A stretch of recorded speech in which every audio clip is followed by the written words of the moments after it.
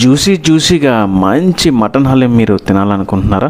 అది కాకుండా కద్దుకా గీర్ ఎంతమందికి ఇష్టమో కమెంట్ చేయండి. హలో వైజాగ్, ఎలా ఉన్నారు? ఎగ్జాక్ట్ లొకేషన్ వచ్చేసరికి మన వైజాగ్ చిన్నవాళ్ళ మసీది పక్కనే ఈ హలీం పాయింట్ అయితే ఉన్నదండి. నాకైతే ఈ హలీం బాగా నచ్చిందండి. మన వైజాగ్లో పెద్ద పెద్ద హలీం పాయింట్స్ ఉన్నాయని మీ అందరికీ తెలిసిందే. మనం కాదన్నా అక్కడ బిజినెస్ అవుతూనే ఉంటుంది. ఇంత బాగుండి కూడా మీరు టేస్ట్ చేయకుండా వీళ్ళకి సపోర్ట్ చేయకపోతే వీళ్ళు అక్కడ వరకు ఎలా రీచ్ అయ్యేది? పూర్తిగా వీడియో చూసి మీకు నచ్చితే వెళ్ళండి. ఫస్ట్ అయితే మనం హలీం అయితే టేస్ట్ చేసి చూద్దాం ఎలా ఉన్నదో. ముందుగా పార్సల్స్ అయితే వీళ్ళు బాగా ప్యాకింగ్ అయితే చేస్తున్నారండి. ఫ్రైడ్ ఆనియన్స్ అండ్ జీడిపప్పు చూడండి.